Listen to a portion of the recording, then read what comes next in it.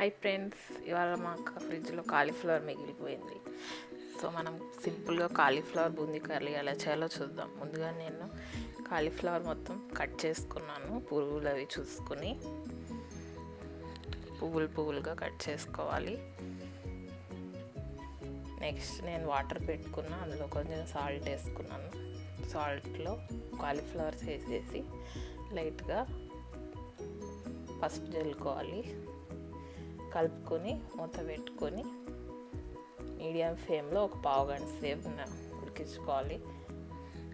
మనకి ఒకసారి కాలీఫ్లవర్ మెత్తగా అయ్యాక చూసుకొని ఫోర్క్ టెండర్ అంటే కొంచెం మెత్తగా స్పూన్ తగిలేటట్టుగా స్పూన్తో నొక్కితే ఇట్లా మెత్తగా అయ్యేటట్టుగా చూసుకోవాలి. తర్వాత నేను వాటర్ తీసేసాను. కాలీఫ్లవర్ వేరే గిన్నెలో పెట్టుకోవాలి.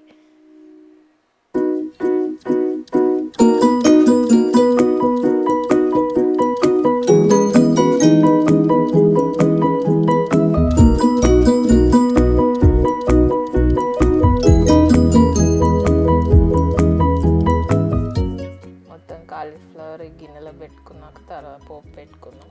అందులో నేను నూనె, మినపప్పు, ఆవాలు, జీలకర్ర, ఇంగువ వేసుకున్నాను. కొంచెం వేయించుకోవాలి. వేయించుకున్నాక టమాటాలు వేసుకున్నాను. మీరు కావాలంటే ఉల్లిపాయలు కూడా వేసుకోవచ్చు. టమాటాలు కొంచెం వేగితే సరిపోతుంది. నేను ఇది టమాటాలు కొంచెం మెత్తగా అయ్యాయి. మెత్తగా అయిన వెంటనే సరిపోతుంది. తర్వాత నేను ఆల్రెడీ ఉడకబెట్టుకున్నాను కదా, కాలీఫ్లవర్ వేసేసుకోవాలి.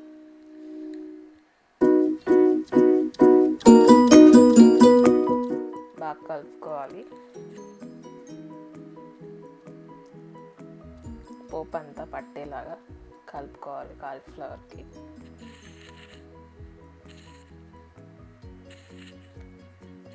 నెక్స్ట్ సాల్ట్ వేసుకున్నాం. ఒక స్పూన్ సాల్ట్, కొంచెం కారం మీకు తగినట్టు వేసుకోవచ్చు. కొద్దిగా ధనియాల పొడి వేసుకున్నాను. మీ దగ్గర ఉంటే వేసుకోవచ్చు, లేదంటే స్కిప్ చేయొచ్చు. బాగా కలుపుకోవాలి. ఇది ఆల్రెడీ ఉడికింది కాబట్టి ఎక్కువసేపు కలపక్కర్లేదు. నా దగ్గర కూర పొడి ఉన్నది. ఇది ఎలా తయారు చేసుకోవాలో నేను తర్వాత వీడియోస్లో చెప్తాను. కొద్దిగా కూర పొడి కూడా వేసుకున్నాను. బాగా కలుపుకోవాలి కూర పొడి వేసుకుని. కూర పొడి ఈ కూరకి టేస్ట్ అన్నమాట. దీన్ని చాలా విధాలుగా కూడా వాడుకోవచ్చు.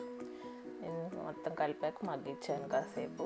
5 minutes మగ్గించుకుంటే సరిపోతుంది. ఆల్రెడీ ఉడికిందే కాబట్టి.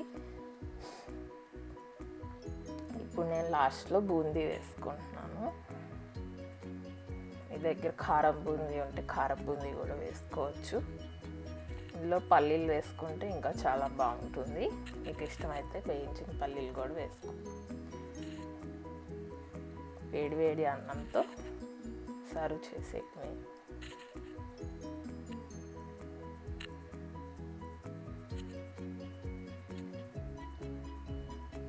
టేస్ట్ చేశాను, నాకైతే చాలా నచ్చింది.